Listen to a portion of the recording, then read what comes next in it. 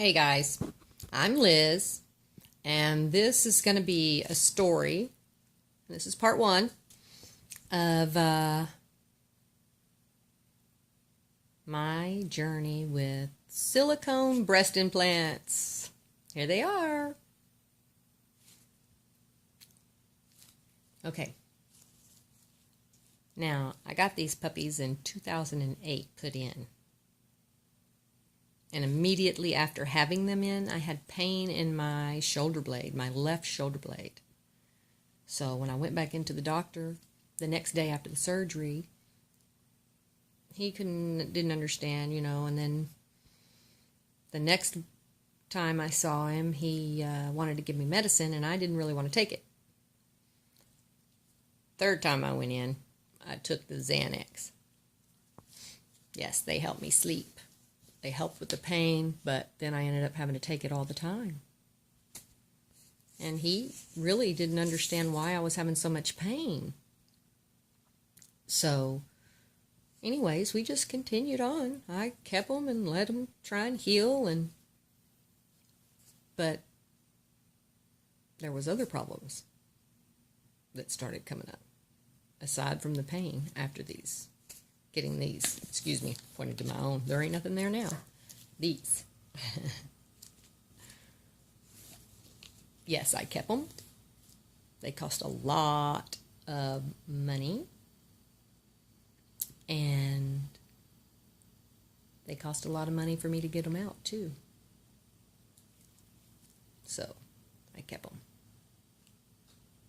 Which I'm glad I did, because now I can show you guys and tell you about my story and maybe help somebody else.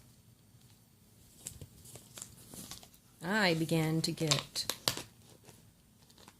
very sick. I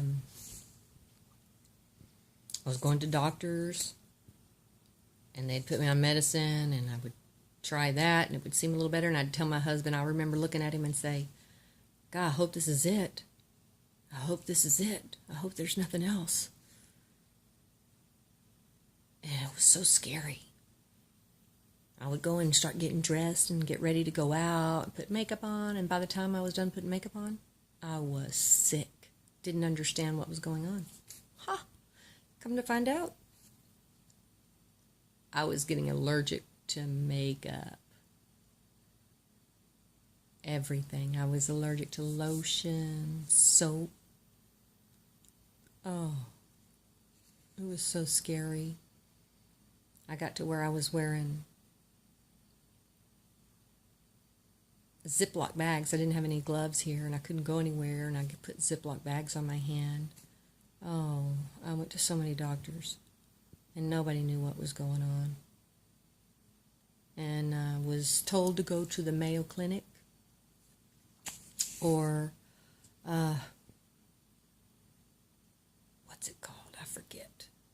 I'll get it and tell you later, tomorrow. But it was in Houston, and I ended up getting a blood test done, and it showed, this huge list of things that I was allergic to, that I had never been allergic to before. It was so crazy. Before I even went to this doctor, I had gone to allergists. I have gone to, so many doctors, and they, would tell me that it's all in my head. And I would be in tears telling them, what are you trying to say, I'm crazy? And so cold. It was just dreadful. It was heartbreaking. I was in tears all the time and trying to hide that from, your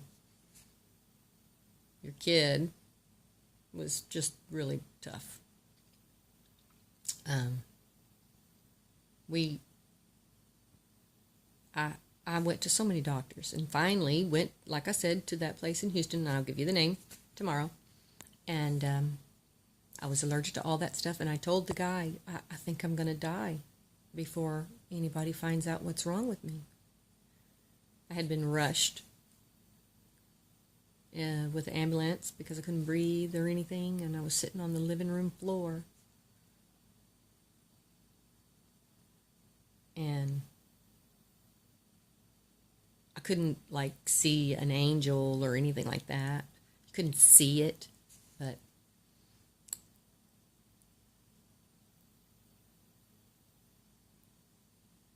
I was told by what I think was my grandmother. She just clapped her hands and kind of said that if I get those out, I will be better. And I wrote a little note to Jack saying I need to get these out. I still was rushed to the hospital that night. They wanted to put me in the psych ward. So they gave me medicine, and I ended up coming back home with Jack, and then we got on the horn, and he found a doctor that would take him out, and she said that I could have been 1 in a million. I just might be the 1 in a million that's affected this way. And lo and behold, she took him out, and I'm telling you, my problem with smells, I could smell everything. I couldn't be around anybody that smoked, and my husband smoked at the time. I couldn't be around anybody. Nobody could come visit me. My husband, I couldn't even touch his hand. We went and stayed at a hotel for that test, the blood test I stated. And he took me the night before so that I could wake up and be there early that morning. And it was terrible. I couldn't even sleep. The chlorine in their bed sheets or anything. I couldn't touch anything. I was up all night. It's scary.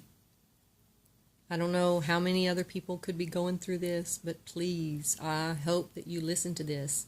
And I have wrote letters and all of this to so many different lawyers and have not had anybody ever contact me back.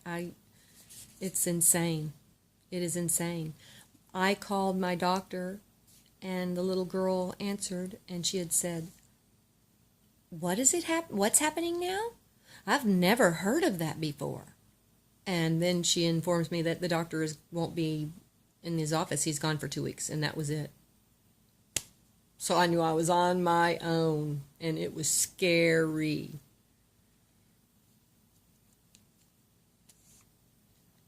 So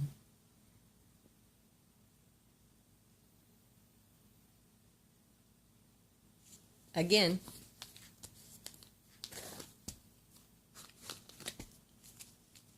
these things. Killers.